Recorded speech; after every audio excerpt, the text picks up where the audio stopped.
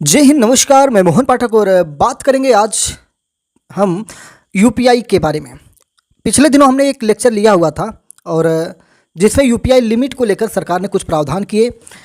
लेकिन अभी फ़िलहाल आपको बता दें कि जो यूपीआई है पिछले 15-20 दिनों में ये कई बार क्रैश हो चुका है। और क्या भारतीय यूपीआई सिस्टम रोज़ जितने ट्रांजैक्शन कर रही है, अगर ऐसे ही क्रैश होते रहा तो क्या कुछ बड़ा मामला फंसेगा? आपको बता दें कि भारत हर घंटे 2.5 करोड़ से ज़्यादा यूपीआई ट्रांजैक्शन करता है। ये इतना भरोसेमंद है कि तमाम लोगों ने कैश रखना ही छोड़ दिया है। मेरी अपनी पर्सनल बात करें तो मैंने पिछले वीडियो में बताया था कि मैं कई बार फंस चुका हूँ। जब सामान खरीद लेता हूँ फिर जेब में हाथ डालता हूँ तो पैसा ही नहीं होता है, या कई बार सामान ले लेते हैं फिर उसके बाद पता चलता है कि उनके पास बारकोड ही नहीं है, मतलब वो ऑनलाइन पेमेंट नहीं लेते, फिर सामान वैसे वापस तो नहीं करते हैं, बाद में पैसे देते हैं। लेकिन ऐसा हो जाता है कि आदत ख़राब है, पर्स रखना ही भूल गए हैं भारतीय, जहाँ पे जो ज़्यादातर ऑनलाइन पेमेंट करते हैं। आपको बता दें कि 12 अप्रैल को तब झटका लगा जब अचानक पेटीएम, जीपे, फ़ोनपे जैसे तमाम ऐप्स से पेमेंट फेल हो गया।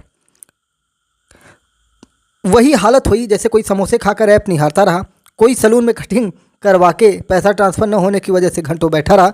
ऐसे ही कई बार और पिछले 15-20 दिनों में कई बार ऐसा हुआ। आपको बता दें कि भारत में डिजिटल पेमेंट को बेहद आसान और फास्ट बनाने वाले यूपीआई की शुरुआत अप्रैल 2016 में हुई थी। महज 9 सालों में ही ये हमारी ज़िंदगी का ज़रूरी हिस्सा बन चुका है। देश में हर रोज़ करीब 60 करोड़ यूपीआई ट्रांजैक्शन के जरिए करीब 80,000 करोड़ रुपए का लेन देन होता है। आमतौर पर यह सर्विस बिना किसी रुकावट के चलती है। हालांकि पिछले 15 दिनों में 3 बार अचानक यूपीआई की सर्विस डाउन हो गई। इस दौरान यूजर्स को पैसे के लेन देन में देरी हुई या पेमेंट फेल हो गया। करीब 3 घंटे के लिए यूपीआई सर्विस 26 मार्च 2025 को डाउन रही। तब लोगों को गूगल पे, फ़ोनपे और पेटीएम जैसे ढेर सारे ऐप से अमाउंट ट्रांसफ़र करने में दिक्कतें होने लगीं और इस दौरान 10 से ज़्यादा बैंकों के यूपीआई और नेट बैंकिंग सर्विस पर भी असर पड़ा। Outage tracking site down detector के मुताबिक इस दौरान 3000 से ज़्यादा शिकायतें दर्ज की गई। इसी तरह 2 अप्रैल 2025 को, 12 अप्रैल 2025 को भी ऐसे ही हालात रहे। आपको बता दें कि यूपीआई एक डिजिटल रास्ता है जिससे आप मोबाइल के जरिए अपने बैंक से किसी और के बैंक में तुरंत पैसे भेज सकते हैं। यूपीआई का मालिक और operational manager national payment corporation of India यानी एनपीसीआई है। एनपीसीआई को रिजर्व बैंक और इंडियन बैंक एसोसिएशन ने मिलकर बनाया है। 12 अप्रैल को जब यूपीआई डाउन हुआ तो एनपीसीआई ने तकनीकी समस्या को इसकी वजह बताया। इससे पहले जब 2 अप्रैल को यूपीआई डाउन हुआ था तब एनपीसीआई ने बताया था कि कुछ बैंकों से ट्रांजैक्शन की सफलता दर में उतार चढ़ाव के कारण यूपीआई सर्विस आंशिक रूप से डाउन चल रही है। हालांकि पिछले दिनों बार बार यूपीआई सर्विस क्रैश होने के पीछे कई अन्य वजहें गिनाई गई, जिनमें इकोनॉमिक्स टाइम्स के अनुसार आईपीएल के कारण इन दिनों गेमिंग ऐप्स में यूपीआई ट्रांजैक्शन बहुत ज़्यादा बढ़ गया है।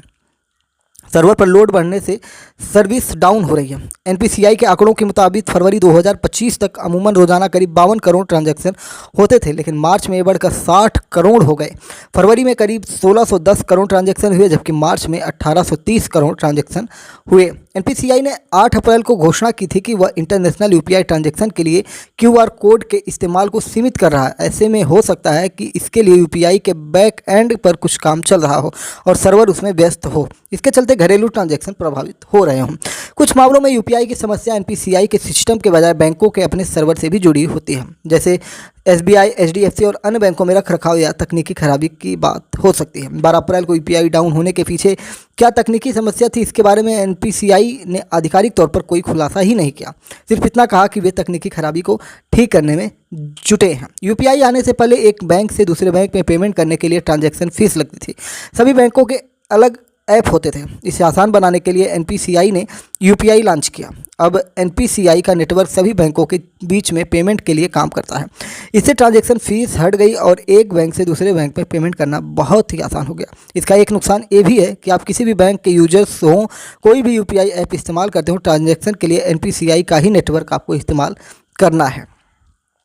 ऐसे में अगर इस नेटवर्क में कोई दिक्कत आती है या ज़्यादा लोड बढ़ता है तो पूरा यूपीआई सर्वर प्रभावित होगा। आरबीआई और एनपीसीआई यूपीआई की क्षमता बढ़ाने और भविष्य में ऐसी समस्याओं को कम करने के लिए नए फीचर्स जैसे यूपीआई लाइट और इंटरनेशनल पेमेंट्स पर काम कर रहे हैं।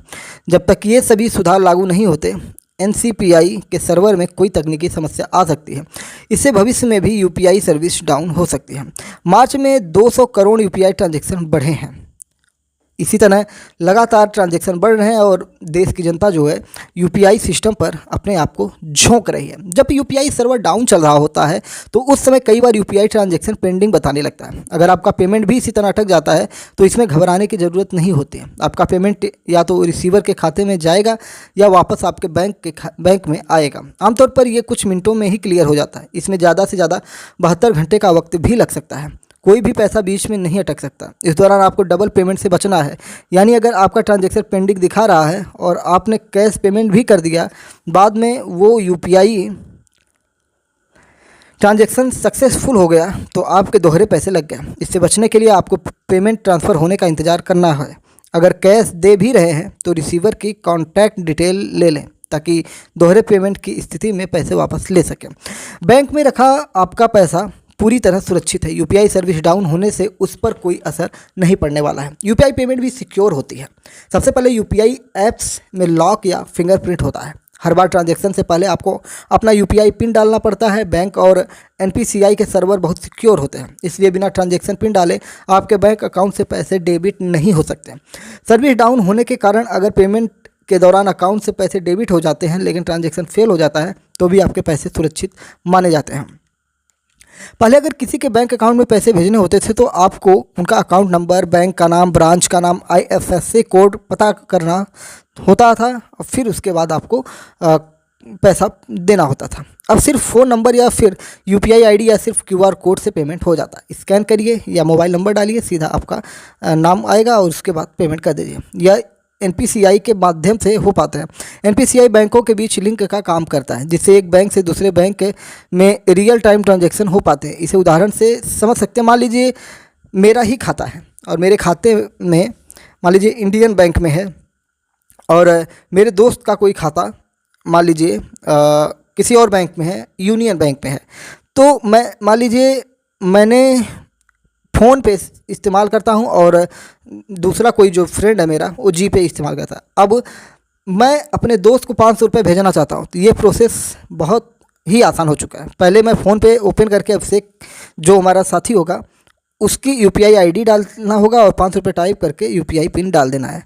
फिर उसके बाद या तो रिक्वेस्ट करके भेज देंगे या फिर ये जो फ़ोन पे के ज़रिए है हमारा वो एनपीसीआई के पास जाता है। एनपीसीआई चेक करता है कि क्या ये अकाउंट एसबीआई इसमें है, इंडियन बैंक में। अगर है तो ठीक है और इनका अकाउंट क्या उसमें है यूनियन बैंक में साथी का। अगर एक का इंडियन बैंक और एक का यूनियन बैंक है तो दोनों का यूपीआई नेटवर्क फिर ये चेक कर लिया जाता है कि दोनों बैंक के यूपीआई नेटवर्क में हैं। अगर हैं तो फिर उसके बाद आगे का कार्यक्रम हो जाता है। फिर ऑप्शन देता है और पैसे काट लिए जाते हैं।